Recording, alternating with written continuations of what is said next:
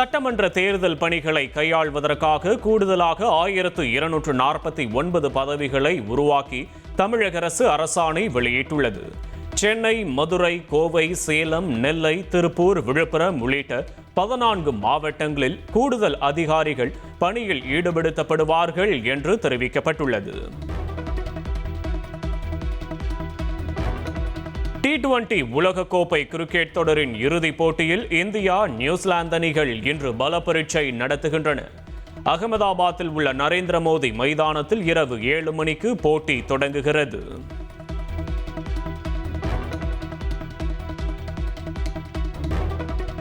T20 உலகக்கோப்பை cricket தொடரின் இறுதிப் போட்டியை காண அகமதாபாத்தில் காலை முதலே ரசிகர்கள் குவிந்து வருகின்றனர். 1 லட்சத்திற்கும் அதிகமானோர் அமரக்கூடிய மைதானம் என்பதால் பலத்த போலீஸ் பாதுகாப்பு போடப்பட்டுள்ளது. T20 உலகக்கோப்பை கிரிக்கெட் தொடரில் இந்திய அணி 3வது முறையாக சாம்பியன் பட்டம் வெல்ல நாடு முழுவதும் உள்ள ரசிகர்கள் வாழ்த்து தெரிவித்துள்ளனர். இந்திய அணி கோப்பையை வெல்ல நாட்டின் பல்வேறு பகுதிகளில் ரசிகர்கள் சிறப்பு பூஜைகள் நடத்தப்பட்டது. ओम श्री गणेशाय नमः स्वाहा ओम श्री गणेशाय नमः स्वाहा ओम श्री गणेशाय नमः स्वाहा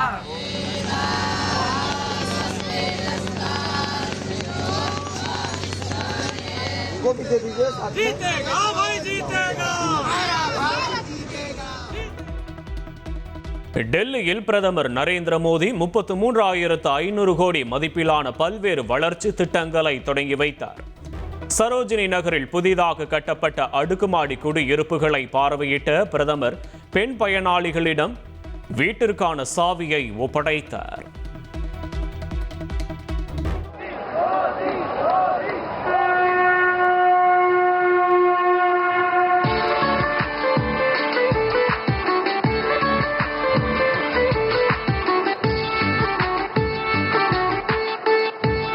रेनू बुराड़ी से जो प्रधानमंत्री आयुष्मान भारत आयुष्मान कार्ड के लिए बुला रहे हैं और अब प्रधानमंत्री स्वनिधि योजना के लाभ. சென்னை கொளத்தூர் சட்டமன்ற தொகுதியில் நடைபெற்ற பல்வேறு நிகழ்ச்சியில் முதலமைச்சர் மு.க. ஸ்டாலின் பங்கேற்றார். பெரம்பூர் நெடுஞ்சாலையில் சென்னை பெருநகர வளர்ச்சி குழுமம் சார்பில் 4 கோடியே 20 லட்சம் ரூபாய் மதிப்பீட்டில் மேம்படுத்தப்பட்டுள்ள முரசொலி மாறன் பூங்கா மற்றும் கலைஞர் நினைவு தூணை திறந்து வைத்தார். பின்னர் கௌதமபுரம் குடிசை மாற்று வாரிய குடியிருப்பு பகுதியில் புதியதாக கட்டப்பட்டுள்ள அம்பேத்கர் கூட்டுறவு பண்டக சாலை நியாய விலை கடையை திறந்து வைத்தார். தொடர்ந்து பெரியார் நகர் அனிதா அக்சேவஸ் அகாடமியில் பயின்றவர்களுக்கு மடிக்கணினி, தையல் இயந்திரம் மற்றும் பொதுமக்களுக்கு கண் கண்ணாடி, புத்தாடைகளை வழங்கினார். மேலும் பல்லவன் சாலையில் உள்ள பள்ளியில் ரம்ஜான் பண்டிகையை முன்னிட்டு 3000 பேருக்கு புத்தாடை மற்றும் உணவுப் பொருட்கள் அடங்கிய பரிசு தொகுப்பினை வழங்கினார். தீட்டி தோட்டத்தில் கழிவுநீர் உந்து நிலையம், ஜவஹர் நகரில் பெண்கள் உடற்பயிற்சி கூடம், நூலகம், முதல்வர் படைப்பகம் மற்றும் நவீன அங்கன்வாடி உள்ளிட்ட பல்வேறு புதிய கட்டடங்களை திறந்து வைத்தார். சட்டமன்ற தேர்தலில் தாவேக சார்பில் இலவச வாக்குறுதிகள் அளிக்கப்பட்டது குறித்து விஜயிடம்தான் கேட்க வேண்டும் என்று இபிஎஸ் கூறியுள்ளார். ஒவ்வொரு கட்சியும் தங்களின் விருப்பத்திற்கு ஏற்ப வாக்குறுதிகளை வெளியிடுவதாகவும் அவர் தெரிவித்துள்ளார். சட்டப்பேரவை தேர்தலில் காங்கிரஸ் போட்டியிடும் தொகுதிகளை தேர்வு செய்வது குறித்து சென்னை சத்தியமூர்த்தி பவனில் கட்சியின் மூத்த நிர்வாகிகள் ஆலோசனை நடத்தினர். திமுக கூட்டணியில் காங்கிரசுக்கு 28 தொகுதிகள் ஒதுக்கப்பட்டுள்ள நிலையில் விருப்ப தொகுதிகளின் பட்டியலை காங்கிரஸ் விரைவில் வழங்கும் என்று எதிர்பார்க்கப்படுகிறது. சிவகங்கை மாவட்டம் மானாமதுரையில் ஆட்டோ ஓட்டுநர் வெட்டி கொல்லப்பட்ட சம்பவம் பரபரப்பை ஏற்படுத்தியுள்ளது. மானாமதுரையில் அடுத்தடுத்து நிகழும் கொடூர குற்ற சம்பவங்களால் பொதுமக்கள் பீதியடைந்துள்ளனர். சிவகங்கை மாவட்டம் மானாமதுரையில் தகராறில் ஈடுபட்ட விவகாரத்தில் கைது செய்யப்பட்ட இளைஞர் மருத்துவமனையில் உயிரிழந்தார். போலீசாரிடமிருந்து தப்ப முயன்றபோது கீழே விழுந்து காயமடைந்த இளைஞர் மருத்துவமனையில் அனுமதிக்கப்பட்ட நிலையில் சிகிச்சை பலனின்றி உயிர் பிரிந்தது. மானாமதுரையில் போலீசாரால் கைது செய்யப்பட்ட இளைஞர் உயிரிழந்ததை கண்டித்து உறவினர்கள் சாலை மறியலில் ஈடுபட்டனர். அசம்பாவிதங்களை தடுக்க மதுக்கடைகள் மூடப்பட்டதால் மதுப்பிரியர்கள் தவிப்புக்கு உள்ளாகினர். மானாமதுரையில் போலீஸ் விசாரணைக்கு அழைத்து செல்லப்பட்ட இளைஞர் உயிரிழந்த சம்பவத்திற்கு பாமக தலைவர் அன்புமணி கண்டனம் தெரிவித்துள்ளார். 5 ஆண்டுகளில் 27 லாக்அப் மரணங்கள் நிகழ்ந்துள்ளதாகவும் மனித உயிர்களுக்கு மதிப்பு இல்லையா என்றும் அவர் கேள்வி எழுப்பியிருக்கிறார்.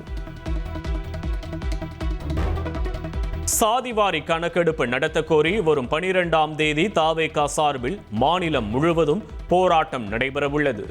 சென்னையில் நடைபெறும் போராட்டத்தில் தமிழக வெற்றிக் கழகத்தின் தலைமை கழக நிர்வாகிகள் கலந்து கொள்ள உள்ளதாக தகவல் வெளியாகியுள்ளது.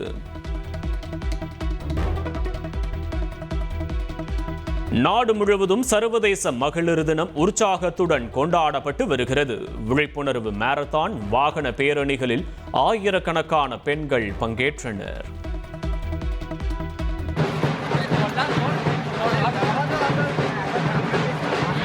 started.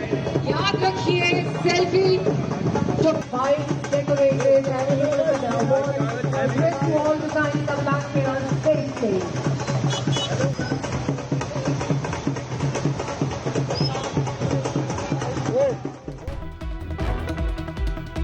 இந்தியாவின் பெண் சக்தி வளமான சமூகத்திற்கு அடித்தளம் இடுவதாக குடியரசுத் தலைவர் திரௌபதி முர்மு மகளிர் தின வாழ்த்துக்களை கூறியுள்ளார்.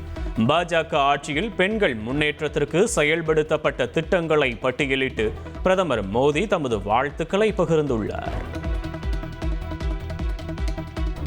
ஒவ்வொரு பெண்ணும் சுதந்திரமாக கனவு காணக்கூடிய சமூகத்தை கட்டி எழுப்புவோம் என்று துணை ஜனாதிபதி சிபி ராதாகிருஷ்ணன் மகளிர் தின வாழ்த்துக்களை கூறியுள்ளார். கேரளாவில் இளம் பெண்களுடன் கலந்துரையாடிய வீடியோவை பகிர்ந்து மக்களவை எதிர்க்கட்சித் தலைவர் ராகுல் காந்தி மகளிர் தின வாழ்த்துக்களை தெரிவித்துள்ளார். வெல்லும் தமிழ் பெண்களின் பயணத்தின் ஒவ்வொரு அடியிலும் உடன் இருக்க திமுக அரசு இருக்கிறது என்று முதலமைச்சர் ஸ்டாலின் மகளிர் தின வாழ்த்துக்களை கூறியுள்ளார். அதிமுக ஆட்சி அமைந்ததும் மானிய விலையில் இருசக்கர வாகனங்கள் வழங்கும் திட்டம் மீண்டும் செயல்படுத்தப்படும் என்றும் எதிர்க்கட்சித் தலைவர் EPS வாக்குறுதி அளித்துள்ளார். சட்டப்பேரவை தேர்தலையொட்டி திருச்சி மாவட்டம் சிறுகண்ணூரில் திமுகவின் மாநில மாநாடு முதல்வர் ஸ்டாலின் தலைமையில் நாளை நடைபெறுகிறது. 10 லட்சம் பேர் பங்கேற்க உள்ளதாக கூறப்படும் நிலையில் 200 ஏக்கரில் மாநாட்டிற்கான ஏற்பாடுகள் மும்முரமாக நடைபெறும் ட்ரோன் காட்சி வெளியாகியுள்ளது. திருச்சியில் வரும் 11ஆம் தேதி பிரதமர் மோடி பங்கேற்க உள்ள NDA கூட்டணி பொதுக்கூட்டத்திற்கான ஏற்பாடுகள் மும்முரமாக நடைபெற்று வருகிறது. விழா ஏற்பாடுகளை ஆய்வு செய்த மத்திய இணையமைச்சர் எல் முருகன் பொதுக்கூட்டத்தில் 7 லட்சம் பேர் பங்கேற்க உள்ளதாக தெரிவித்தார். திருவள்ளூர் மாவட்டம் கும்மிடிப்பூண்டியில் இலங்கை தமிழர் மறுவாழ்வு முகாம் தலைவர் வெட்டிக் கொல்லப்பட்ட வழக்கில் 2 பெண்கள் உட்பட 6 பேர் கைது செய்யப்பட்டுள்ளனர். கொலையாளிகளின் வீடு சூறையாடப்பட்ட நிலையில் கைதான 6 பேரையும் நாடு கடத்த கோரி சாலை மறியலில் ஈடுபட்டதால் பதற்றம் நிலவியது.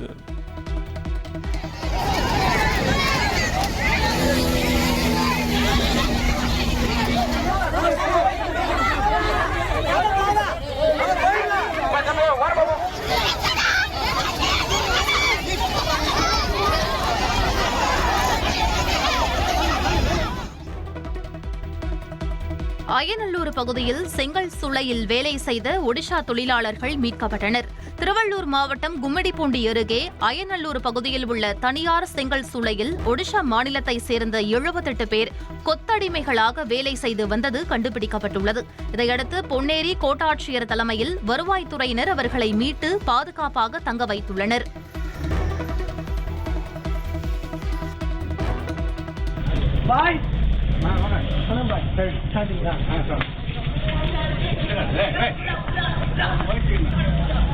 சிதம்பரத்தில் கஞ்சா போதையில் சாலையில் சென்ற பொதுமக்களை தாக்கிய சம்பவத்தில் 5 சிறார்கள் உட்பட 6 பேரை போலீசார் கைது செய்துள்ளனர். கொள்ளுமேடு தெருவில் இருசக்கர வாகனத்தில் வந்த இளைஞர்கள் சாலையில் சென்ற பொதுமக்களை தகாத வார்த்தைகளால் திட்டி சரமாரியாக தாக்கியுள்ளனர். இந்த சம்பவம் சிசிடிவியில் பதிவாகியுள்ளது.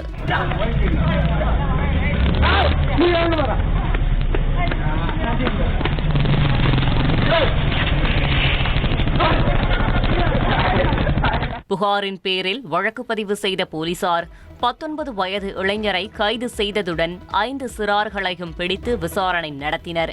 விசாரணைக்கு பிறகு சிறார்களை சீர்திருத்த பள்ளிக்கும் இளைஞரை கடலூர் மத்திய சிறைக்கும் அனுப்பி வைத்தனர்.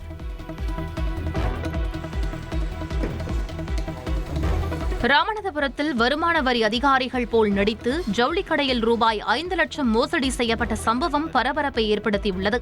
ராமநாதபுரம் அக்ரஹாரம் ரோட்டில் உள்ள பிரபல ஜவுளி கடைக்கு காரில் வந்த 3 பேர் வருமான வரி அதிகாரிகள் என கூறி கடை கணக்குகளை விசாரித்துள்ளனர். பின்னர் கல்லாவில் இருந்த பணத்தை எடுத்துக்கொண்டு கடை மேலாளர் மற்றும் ஊழியரை விசாரணைக்காக அழைத்து சென்றனர். தொடர்ந்து அரண்மனை அருகே இருவரையும் இறக்கிவிட்டு பணத்துடன் தப்பி ஓடினர். இதுகுறித்து போலீசார் வழக்கு பதிவு செய்து மர்ம நபர்களை தேடி வருகின்றனர்.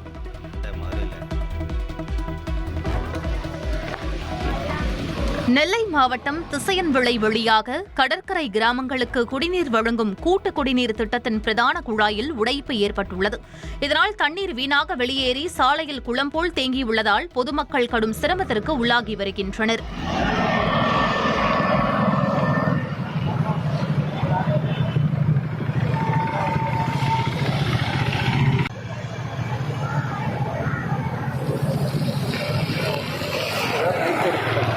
எனவே குடிநீர் குழாய் உடைப்பை சரி செய்து தேங்கியுள்ள தண்ணீரை அகற்ற அதிகாரிகள் நடவடிக்கை எடுக்க வேண்டும் என அப்பகுதி மக்கள் கோரிக்கை விடுத்துள்ளனர்.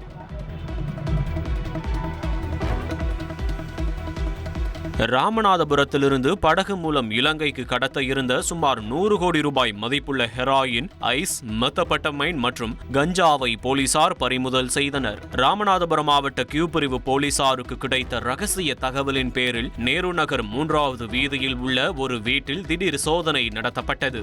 அப்போது 25 கிலோ மெத்தபட்டமைன் மற்றும் ஐஸ், 25 கிலோ ஹெராயின் மற்றும் 215 கிலோ கஞ்சா உள்ளிட்ட போதைப் பொருள் மூட்டை மூட்டையாக பதுக்கி வைத்திருந்தது கண்டுபிடிக்கப்பட்டது. இதையடுத்து அந்த வீட்டில் இருந்த 3 பேரை போலீசார் கைது செய்து இவர்களுடன் தொடர்பில் இருந்த கன்னியாகுமரியைச் சேர்ந்த ஒருவரையும் பிடித்து விசாரணை நடத்தி வருகின்றனர். மதுரை மாவட்டம் கொட்டாம்பட்டி அருகே கோவிலுக்கு சென்ற வேன் லாரி மீது மோதி விபத்திற்குள்ளானதில் ஒருவர் உயிரிழந்தார். விழுப்புரம் மற்றும் பாண்டிச்சேரியைச் சேர்ந்த 12க்கும் மேற்பட்டவர்கள் எட்டயபுரம் அருகே உள்ள கோவிலுக்கு சென்று கொண்டிருந்தனர். மணப்பட்டி 4 வழிச்சாலையில் ஓட்டுநர் கட்டுப்பாட்டை இழந்த வேன் முன்னால் சென்ற லாரி மீது மோதி விபத்திற்குள்ளானது. இதில் சரவணன் என்றவர் சம்பவ இடத்திலேயே உயிரிழந்தார். மேலும் 6 பேர் காயமடைந்து மேலூர் மற்றும் மதுரை அரசு மருத்துவமனைகளில் சிகிச்சை பெற்று வருகின்றனர்.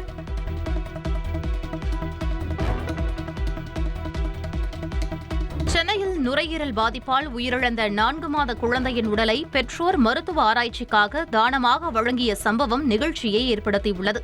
சென்னையை சேர்ந்த கம்ருதீன் ஜெனிஃபர் தம்பதிக்கு கடந்த நவம்பர் மாதம் ஆண் குழந்தை பிறந்தது. குழந்தைக்கு மூச்சு திணறல் ஏற்பட்டதால் மருத்துவ பரிசோதனை மேற்கொண்டதில் பிறந்தது முதலே நுரையீரல் பாதிப்பு இருப்பது கண்டறியப்பட்டது. எழும்பூர் அரசு குழந்தைகள் நல மருத்துவமனையில் அனுமதிக்கப்பட்ட அந்த குழந்தை சிகிச்சை பலனின்றி உயிரிழந்தது. இதையடுத்து பெற்றோர் குழந்தையின் உடலை அரசு கீழ்ப்பாக்கம் மருத்துவக் கல்லூரி மருத்துவமனைக்கு மருத்துவ ஆராய்ச்சிக்காக தானமாக வழங்கினர். திண்டுக்கல் மாவட்டம் பழனி முருகன் கோயிலில் விடுமுறை மற்றும் முகூர்த்த தினத்தை முன்னிட்டு பக்தர்கள் கூட்டம் அலைமோதியது. மலை கோயிலுக்கு செல்வதற்காக விஞ்ச் ரயில் மற்றும் ரோப்கார் நிலையங்களில் பக்தர்கள் சுமார் 3 மணி நேரத்திற்கு மேலாக நீண்ட வரிசையில் காத்திருந்தனர். கூட்டத்தை முறைப்படுத்தும் வகையில் பக்தர்கள் குடமுழுக்கு மண்டபம் வழியாக படிப்பாதையில் செல்ல அனுமதிக்கப்பட்டனர். பொது தரிசனம் மற்றும் கட்டண தரிசன வரிசைகளிலும் கூட்டம் மிகுந்திருந்ததால் சுவாமி தரிசனம் செய்ய பக்தர்கள் 2 மணி நேரம் வரை காத்திருக்க வேண்டிய சூழல் ஏற்பட்டது.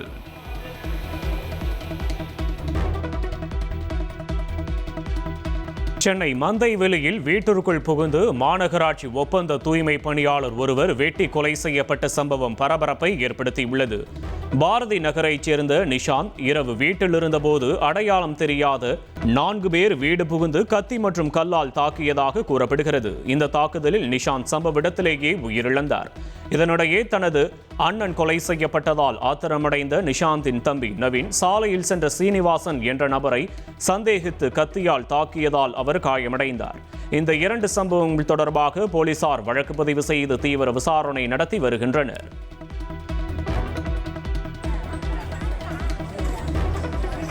மயிலாடுதுறை மாவட்டம் திருவெண்காட்டில் புதன் ஸ்தலமாக திகழும் ஸ்வேதாரண்யேஸ்வரர் சுவாமி கோயிலில் இந்திர பெருவிழா தேரோட்டம் வெகு விமரிசையாக நடைபெற்றது. இதில் முதல்வரின் மனைவி துர்கா ஸ்டாலின் கலந்து கொண்டு தேரை வடம்பிடித்து இழுத்து தொடங்கி வைத்தார். இதில் திரளான பக்தர்கள் கலந்து கொண்டு சாமி தரிசனம் செய்தனர்.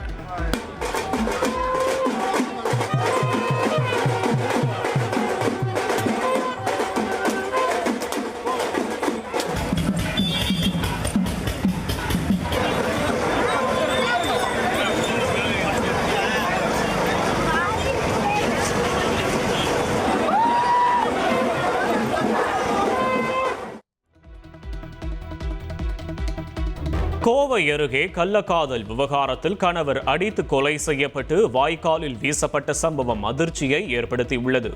சுல்தான்பேட்டை பகுதியைச் சேர்ந்த சதீஷ்குமார் குமாரபாளையம் கிராமத்தைச் சேர்ந்த பெண்ணை 11 ஆண்டுகளுக்கு முன்பு காதலித்து திருமணம் செய்திருந்தார்.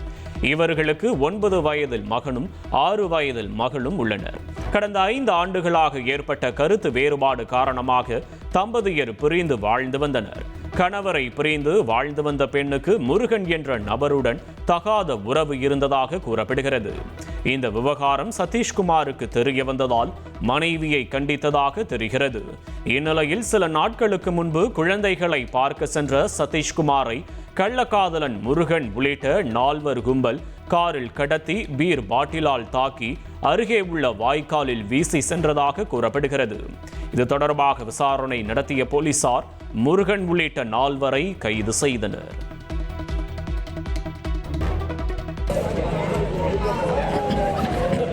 நாமக்கல் மாவட்டம் ராசிபுரம் அருகே ஸ்ரீ சக்தி மாரியம்மன் கோவில் திருவிழாவில் பிளக்ஸ் பேனர் வைப்பதில் இருதரப்பினரிடையே கடும் வாக்குவாதம் ஏற்பட்டது.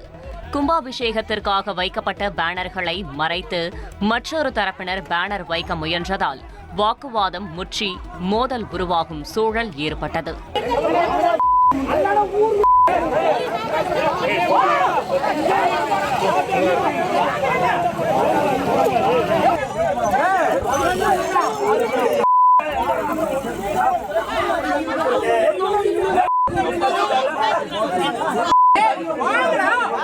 தகவல் அறிந்து வந்த போலீசார் இருதரப்பினரையும் சமாதானம் செய்து பேனர்களை அகற்றினர். மேலும் அசம்பாவிதங்களை தவிர்க்க அங்கு பலத்த போலீஸ் பாதுகாப்பு போடப்பட்டுள்ளது. இந்த சம்பவத்தால் அப்பகுதியில் பரபரப்பான சூழல் நிலவியது.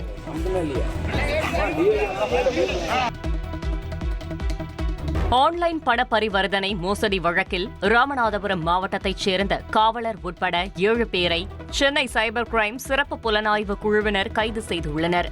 பல கோடி ரூபாய் ஆன்லைன் மோசடியில் பணத்தை இழந்ததாக சென்னையை சேர்ந்த சிலர் அளித்த புகாரின் பேரில் வழக்கு பதிவு செய்து விசாரணை நடத்தப்பட்டது. விசாரணையில் போலி வங்கிக் கணக்குகள் தொடங்கி பண பரிவர்த்தனை செய்து மோசடி நடைபெற்றது தெரியவந்தது. இதனைத் தொடர்ந்து ராமநாதபுரம் மாவட்டத்தில் உள்ள பல இடங்களில் சோதனை நடத்திய போலீசார் தமிழ்நாடு சிறப்பு காவல் படையைச் சேர்ந்த காவலர் பிரதீப் உட்பட 7 பேரை கைது செய்தனர். அவர்களிடமிருந்து பல வங்கிக் கணக்கு புத்தகங்கள் மற்றும் ஏடிஎம் கார்டுகள் பறிமுதல் செய்யப்பட்டன. மேலும் அவர்கள் பயன்படுத்திய சொகுசு கார்கள், இருசக்கர வாகனங்கள் மற்றும் சொத்து விவரங்கள் குறித்து போலீசார் தொடர்ந்து விசாரணை நடத்தி வருகின்றனர்.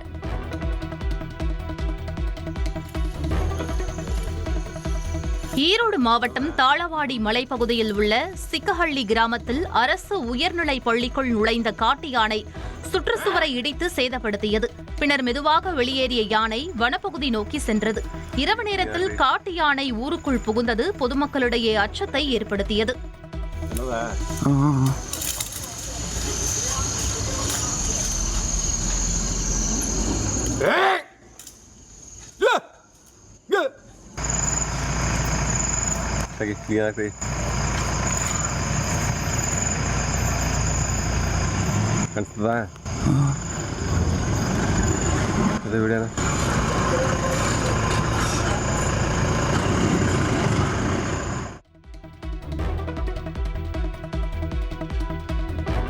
சென்னையில் அடுக்குமாடி குடியிருப்பில் டெலிவரி செய்ய விடாத காவலாளியை டெலிவரி ஊழியர் அடித்தே கொன்ற சம்பவம் பரபரப்பை ஏற்படுத்தியுள்ளது. நெசப்பாக்கத்தைச் சேர்ந்த 47 வயதான வேல்முருகன் KK நகரில் உள்ள ஒரு அடுக்குமாடி குடியிருப்பில் காவலாளியாக பணியாற்றி வந்தார். கடந்த 3ஆம் தேதி காய்கறி உள்ளிட்ட பொருட்களை டெலிவரி செய்ய வந்த 24 வயதான தினேஷை குடியிருப்புக்குள் செல்ல காவலாளி அனுமதிக்க மறுத்ததாக கூறப்படுகிறது. இதனால் ஏற்பட்ட வாக்குவாதத்தில் ஆத்திரமடைந்த தினேஷ் தனது இருசக்கர வாகனத்தை வேல்முருகன் மீது ஏற்றியதுடன் அவரை தாக்கியதாக கூறப்படுகிறது. இதில் பலத்த காயமடைந்த வேல்முருகன் சென்னை ராஜீவ்காந்தி அரசு மருத்துவமனையில் சிகிச்சை பெற்று வந்த நிலையில் அதிகாலை சிகிச்சை பலனின்றி உயிரிழந்தார். இந்த சம்பவம் தொடர்பாக டெலிவரி ஊழியர் தினேஷை போலீசார் கைது செய்து கொலை வழக்கு பதிவு செய்து விசாரணை நடத்தி வருகின்றனர்.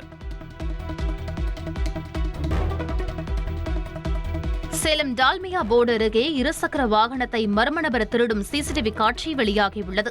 அம்மாபேட்டை பகுதியைச் சேர்ந்த பாஸ்கரன் கடைக்கு சென்று திரும்பி வந்தபோது அவரது இருசக்கர வாகனம் மாயமானது.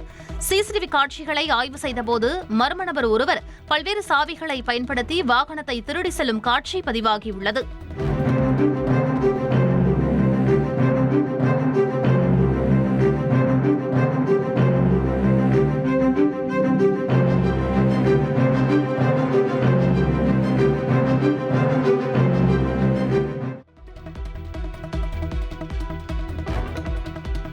ராமேஸ்வரத்தில் தனியார் தங்கும் விடுதி அருகே உள்ள கழிவுநீர் கால்வாயில் 12 வயது சிறுவன் தவறி விழுந்த சம்பவம் பெரும் அதிர்ச்சியை ஏற்படுத்தியுள்ளது. மேற்கு வங்கத்தைச் சேர்ந்த 12 வயது சிறுவன் தனியார் தங்கும் விடுதியில் குடும்பத்துடன் தங்கியிருந்தார்.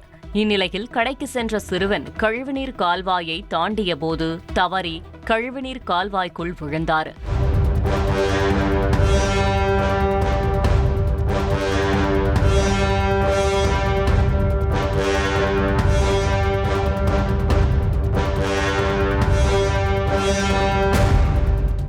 அருகில் இருந்தவர்கள் சிறுவனை உடனடியாக மீட்டு வெளியே கொண்டு வந்தனர். இந்த சம்பவத்தின் சிசிடிவி காட்சிகள் வெளியாகி பதற்றத்தை ஏற்படுத்தியுள்ளது. ஆபத்தான கழிவுநீர் தொட்டிகளை உடனடியாக மூட வேண்டும் என பொதுமக்கள் கோரிக்கை விடுத்துள்ளனர். மலேசியா ஏர்லைன்ஸ் விமானம் MH370 மாயமாகி இன்றுடன் 12 ஆண்டுகள் நிறைவடைகின்றன. தெற்கு இந்திய பெருங்கடலில் நடத்தப்பட்ட புதிய தேடுதல் வேட்டையிலும் எந்த தடயமும் கிடைக்கவில்லை என்று மலேசியாவின் வான் விபத்து புலனாய்வு பிரிவு அதிகாரப்பூர்வமாக அறிவித்துள்ளது.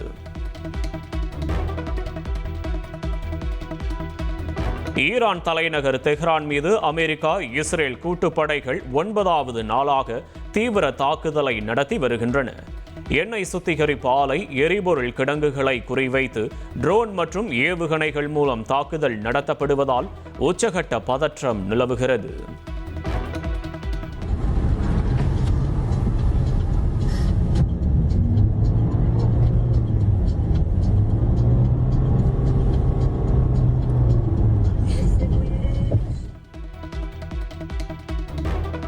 அமெரிக்கா, இஸ்ரேல் ராணுவத்தின் கூட்டு தாக்குதலால் ஈரானில் பலியானோர் எண்ணிக்கை 1300ஆக உயர்ந்துள்ளது. சுமார் 1 லட்சம் பேர் இடம்பெயர்ந்துள்ளதாக ஈரான் அரசு தெரிவித்துள்ளது.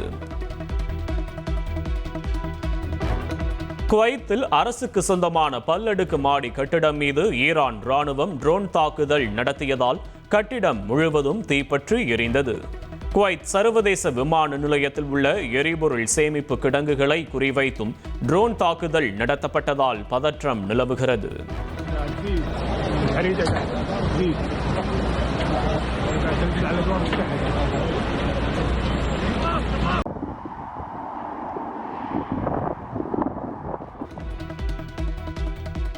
ஈரானிடம் உள்ள செறிவூட்டப்பட்ட யுரேனியத்தை கைப்பற்ற அமெரிக்கா மற்றும் இஸ்ரேல் ராணுவம் தரைப்படைகளை அனுப்ப திட்டமிட்டுள்ளதாக தகவல் வெளியாகியுள்ளது.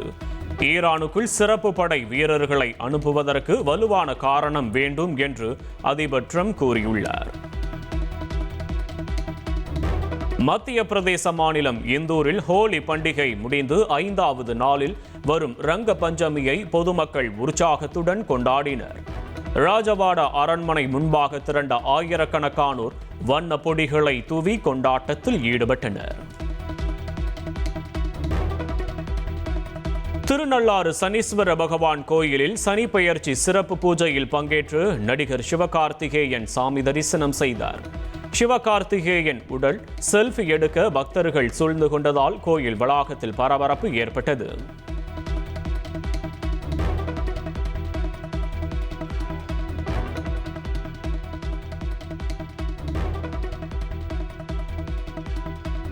பெங்களூருவில் தனியார் மருத்துவமனை திறப்பு விழாவில் பங்கேற்ற தெலுங்கு நடிகர் ஜூனியர் NTRஐ காண ரசிகர்கள் முண்டியடித்ததால் கூட்ட நெரிசல் ஏற்பட்டது. மருத்துவமனை வளாகத்தில் இருந்த எஸ்கலேட்டரை சேதப்படுத்தியதால் பரபரப்பு நிலவியது.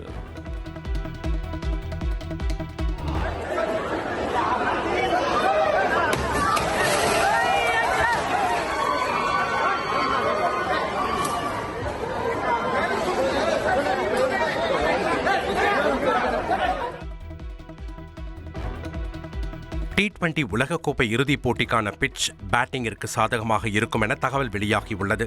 அகமதாபாத்தில் உள்ள மைதானத்தின் பிட்ச் செம்மண் மற்றும் களிமண்ணும் கலந்ததாக இருக்கும் என்றும் இது வேகப்பந்து வீச்சாளர்களுக்கு தொடக்க ஓவரில் கை கொடுக்கும் என கூறப்படுகிறது.